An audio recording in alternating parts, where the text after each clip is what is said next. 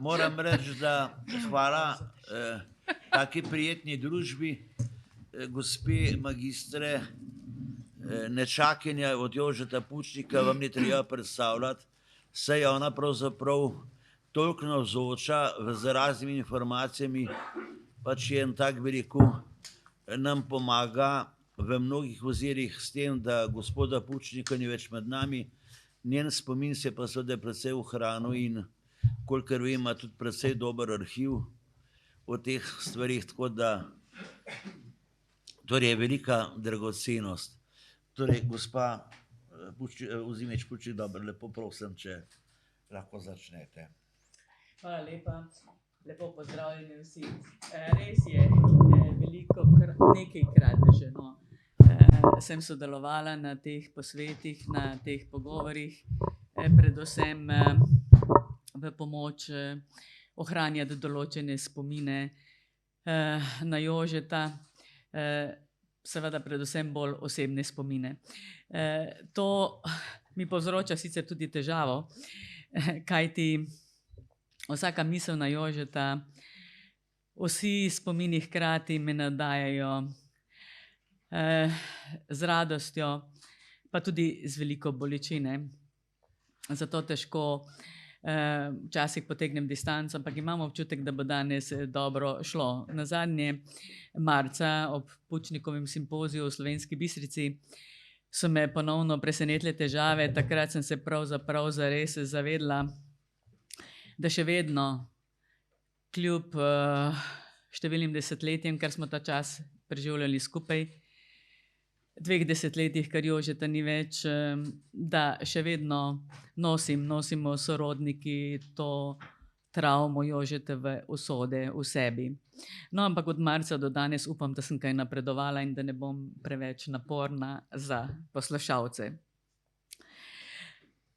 Torej, veliko radosti in veliko bolečine, kadar pomislim na Jožeta. Z radostjo in hvaležnostjo vsak trenutek, ki smo ga preživeli skupaj. Z bolečino mnoge krivice, ki mu jih je zadajal prejšnji politični sistem in tudi bolj ali manj prikrite manipulacije v času njegovega delovanja po povratku v Slovenijo.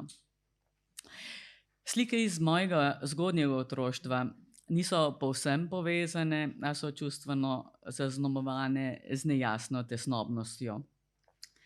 Prvega zapora, torej od leta 1959, tega leta sem se rodila, se pravzaprav ne spomnim. Spominjam pa se drugega, torej med leti 64 in 66. Vrsto nedelj, ko smo zgodaj končali s kosilom in se odpravili k Jožetu na obisk v zapor na Dob. Spomnim se hitrega, pritajenega govorjenja vseh prisotnih. V prostoru je bilo veliko ljudi. Jožeta, zelo bledega, zelo suhega in zelo visokega, tako sem ga doživljala. In na poti domov smo bili vedno zelo molčeči. Spominjam se ene poti na morje poleti 64, ko smo se ustavili v Ljubljani, moja družina, sestra in starša, z namenom, da je oče Ivan, torej Jožetov brat, zastopal Jožeta na njegovi poroki, ker ni dobil izhoda iz zapora. Moja mama pa je bila torej Jožetova oziroma očetova priča.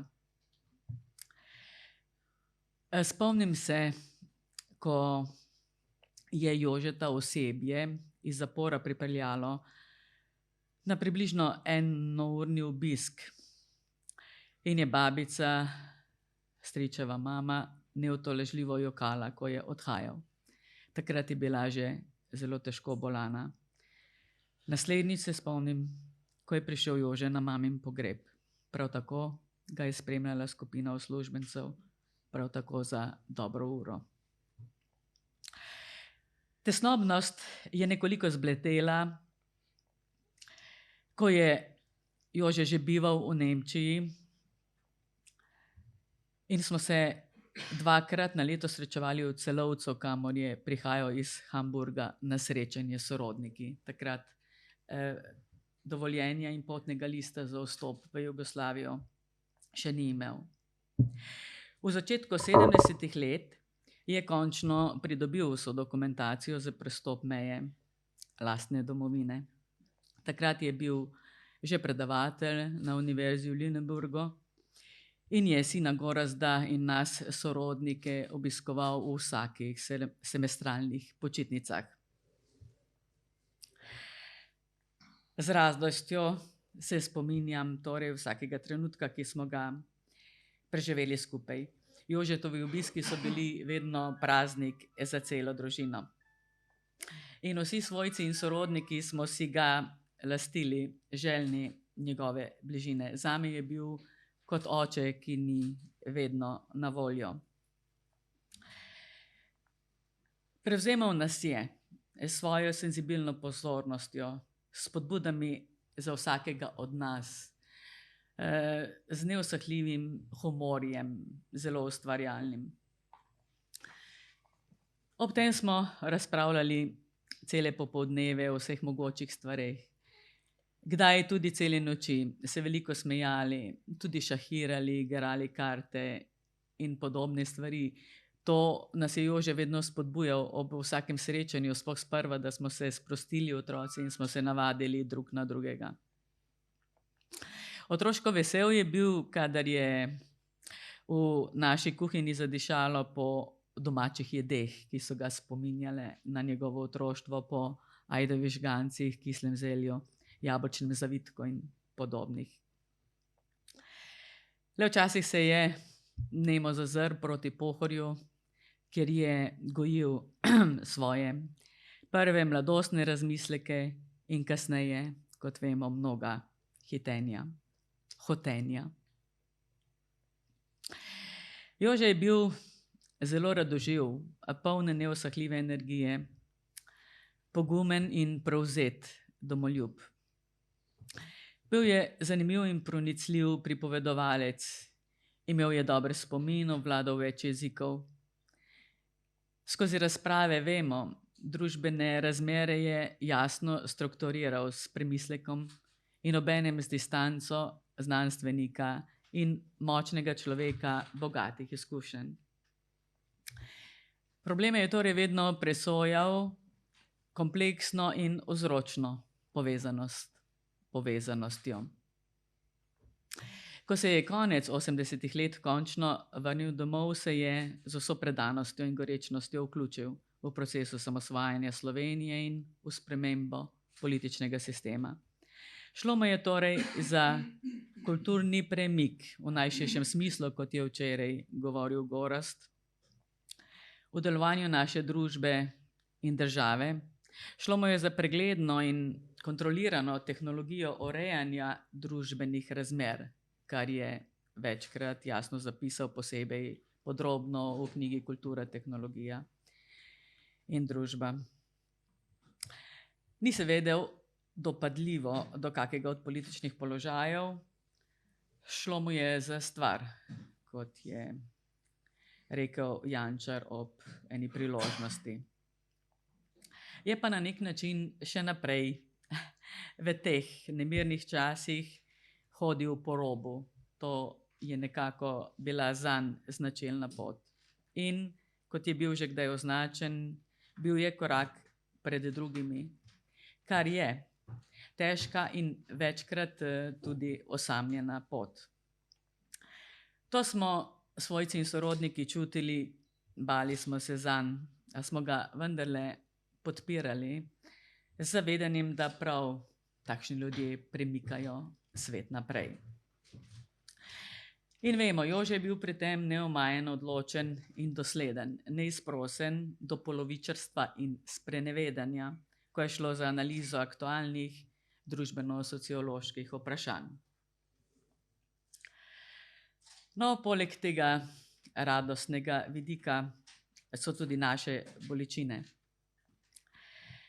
Zaradi spominov na mnoge stiske in krivice, ki jih je Jože to zadejal, prejšnji politični sistem in kolikor je še uspel tudi sedanji. Saj poznamo večinoma stvari, če jih na hitro preletim, vzeli so mu svobodo v zares najlepših letih njegovega življenja. Ga tudi pretepali, ga tudi poniževali.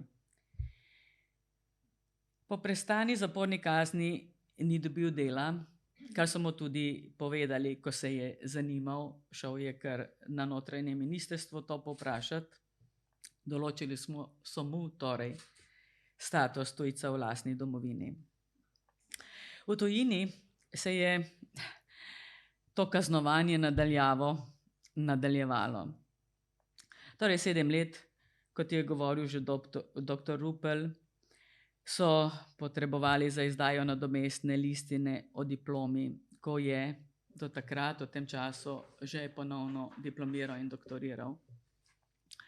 Vse skozi ga je nadzirala Udba tudi v tujini, to je vedel s prikritimi, delno tudi odkritimi nadzori.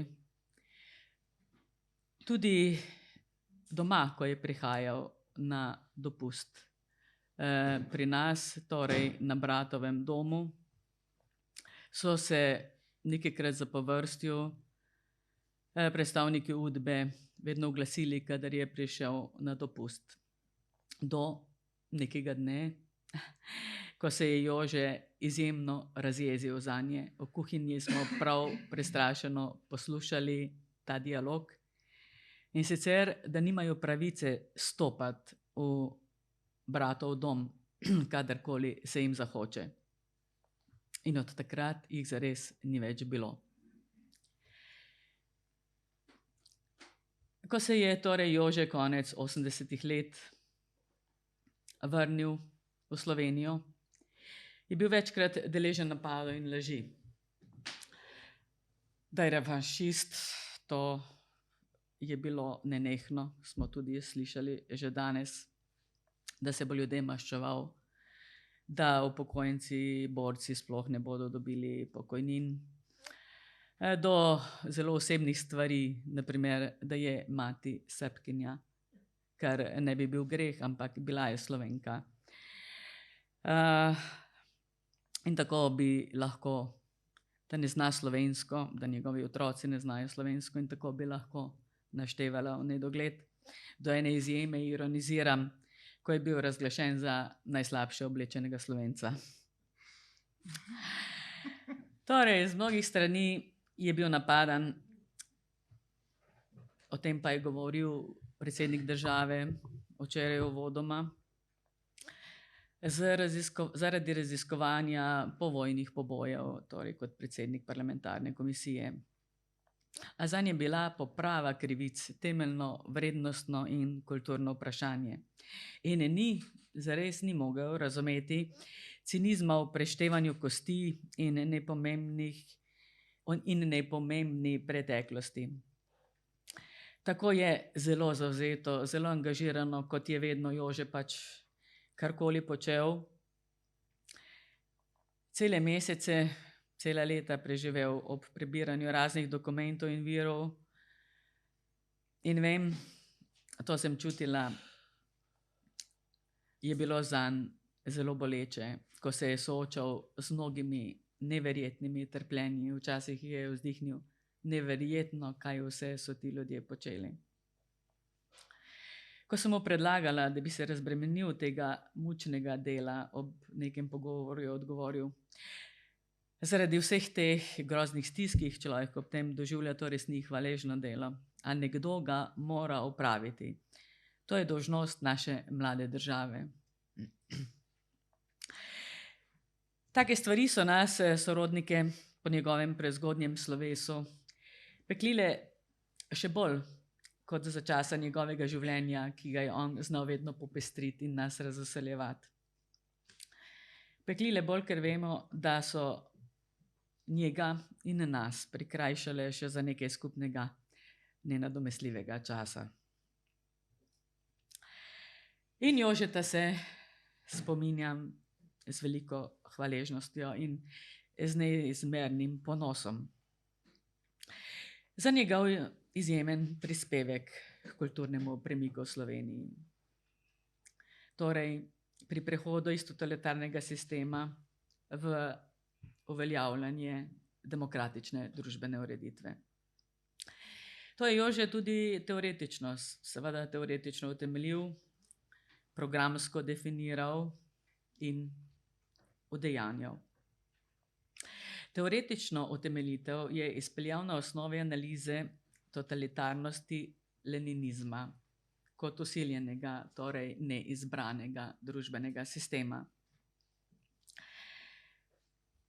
In je ob tej analizi kot eksistenčno nujnost za Slovenijo definiral dvoje temeljnih zahtev. Vemo, samostojno državo in politični pluralizem. To oboje je, vsaj v tekstu, ki sem ga sama od njega prejela v začetku leta 1988 in ga tudi prvič predstavila z njegovim dovoljenjem na prvi iniciativi za ustanovitev Socialdemokratske zveze Slovenije v Mariboru pod vodstvom dr. Tomšiča, tudi torej prebrala. Jože si ni delal iluzij, da bo to lahko doseči, da lahko uresničitev temeljnih pogojev odpravi vse probleme. A je edini okvir, tako je ocenjeval, znotraj katerega se lahko upravlja z različnimi družbenimi interesi civilne družbe na human način, pregledno in javno. In ker je to zelo aktualno tudi danes, oziroma ne, na moje čudenje vedno bolj aktualno pravzaprav, tako vse jaz doživljam ta današnji čas, povzemam in citiram delčke iz Jožetove knjige Kultura, družba in tehnologija, ker se mi zdi, da je za ostale, za nas vse pravzaprav zelo pomembno, da ohranjamo njegovo misel. Citiram: demokracija ni vredna sama po sebi in ne more biti ideal, a je, vsaj do zdaj, najučinkovitejša tehnologija, ki to omogoča. Prvi pogoj je, da se znebimo fundamentalizmov. Kajti, povzemam, demokratičnost družbe je odvisna od delovanja vsakokratnih civilnih podsistemov, konkretnega delovanja oseb, posameznikov v družbenih strukturah pri urejanju in preurejanju pogojev našega življenja. In še en daljši citat, če dovolite. V strukturi institucij pa so še vedno zacementirani leninistični tabuji.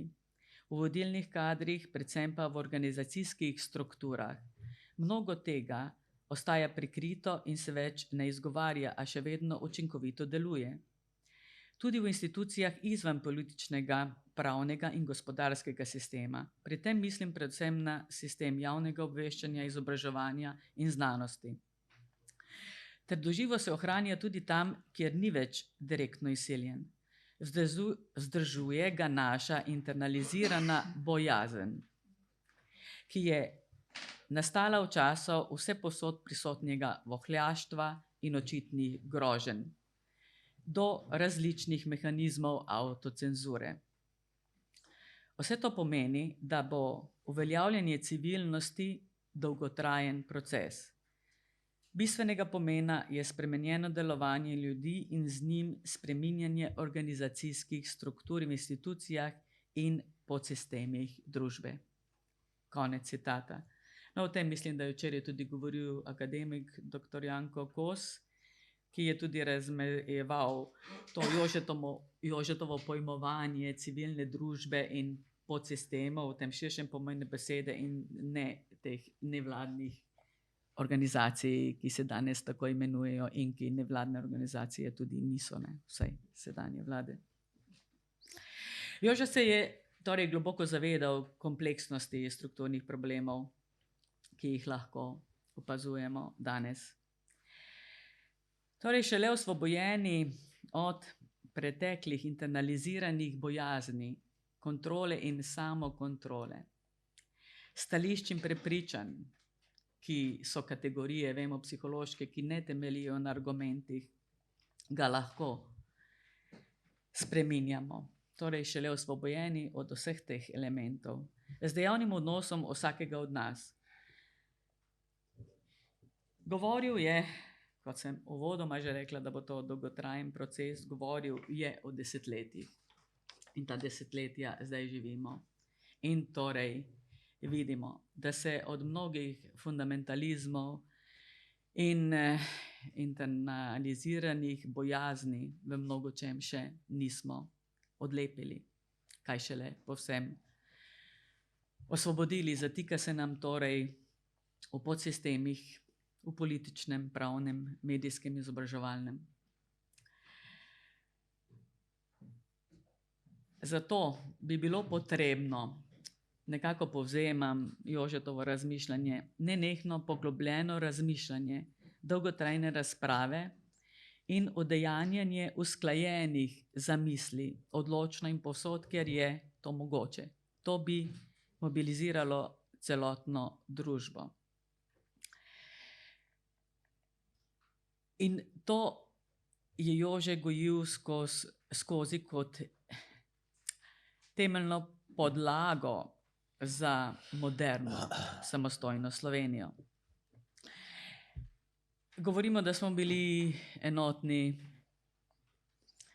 leta 90 in 91, čeprav na nivoju političnega delovanja žal te enotnosti sicer ni bilo niti v zelo ključnih zgodovinskih trenutkih, torej pri osamosvajanju in vzpostavitvi sistema. Vendar je takratni poziciji, torej Demosovim pomladnim strankam, uspelo prepričati parlamentarno večino pravzaprav za las.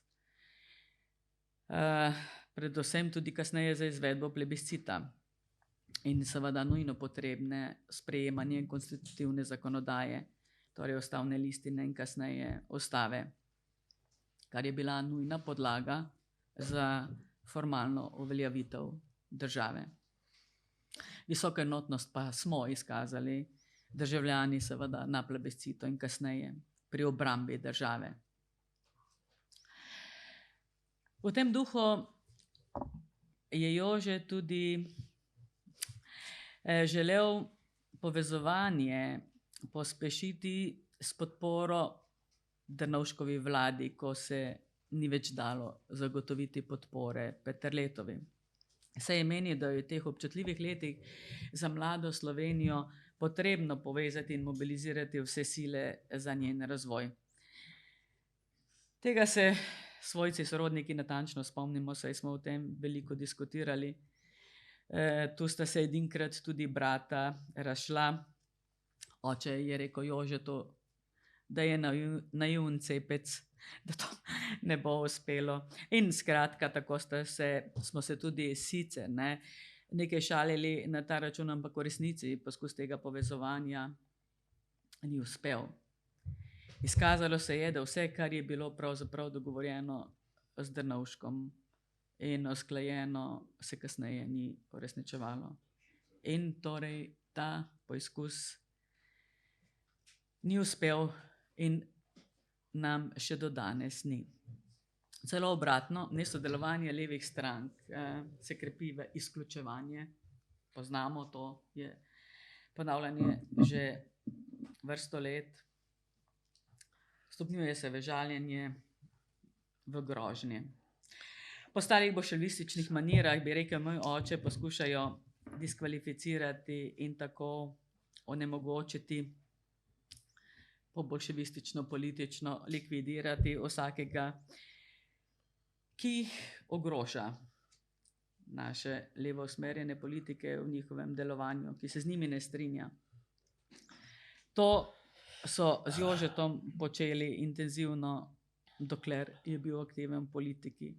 In seveda to kasneje prenašali na vse, ki so sledili takšni poziciji, kot je bil Andrej Bajuk, kmalu kot počnejo že desetletja z Janezom Janšo. In če vprašam recimo za slednjega, ne, kaj strašnega je naredil v Sloveniji, dobim odgovor v kakšnem nepomembnem tweetu, skratka izguba občutka za sorazmernost in poštenost, ampak sprenevedanje. Stanje v političnem sistemu se odseva, če pogledamo na današnji čas v pravnem podsistemu in v imenu delitve oblasti, ker v osnovi velja, poznam to, se seveda zavrača vsakršna kritična razprava, tudi o posameznih ravnanjih v posameznih segmentih sodstva. Stanje se odraža v prevladujočih medijih. Danes bi človek na RTV Slovenije recimo pričakoval neko resno, zavzeto strokovno razpravo akterjev javne radiotelevizije, pa se raje zgovarjajo na strokovnost in neodvisnost in ta razprava, vsaj odprta, argumentirana, ni mogoča. Torej, če zaključujem, moj poskus interpretacije aktualnosti Jožetove misli še danes in moj zaključek. Skratka, določeni družbeni sistemi ta hip še niso pripravljeni na argumentativno racionalnost, tudi to je včeraj Gorazd omenil, tako je govoril Jože, na odprto argumentirano razpravo in udejanjanje nujno potrebnih sprememb, če hočemo slediti času, kar je pravzaprav osnovna zaveza in dolžnost politike do državljanov. Ne trdim, da se nič tudi ne spreminja, ne trdim seveda, da smo vsi ljudje enaki, da ni številnih prizadevanj, a žal, ne, pogosto ne dobijo, nimajo dovolj podpore za enakovredno obravnavo družbeno relevantnih argumentov. In tudi na Jožetove misli, razen njegove socialdemokratske stranke, kjer je tudi postal častni predsednik, redko kdo obuja njegovo misel, razen seveda v teh krogih. Zaključujem, kaj bi rekel Jože danes. Tako poskušam si predstavljati, da spet odločno, biti moramo pošteni, dosledni, vztrajni in pogumni. In bi začel nizati številna dejstva. Kljub subtilnemu zavedanju vseh teh procesov, kljub neizmernemu zaupanju v moč in svobodo posameznika, je bil Jože gotovo nad čem tudi razočaran. A zagrenjen ni bil nikoli, ker je, kot vedno, dogajanje razumel in ga racionalno analiziral in opredeljeval. Kajti ljubil je ta svet, to krasno Slovenijo, ljubil je življenje in bi ga, kot je rekel, še enkrat živel enako, če bi ga lahko.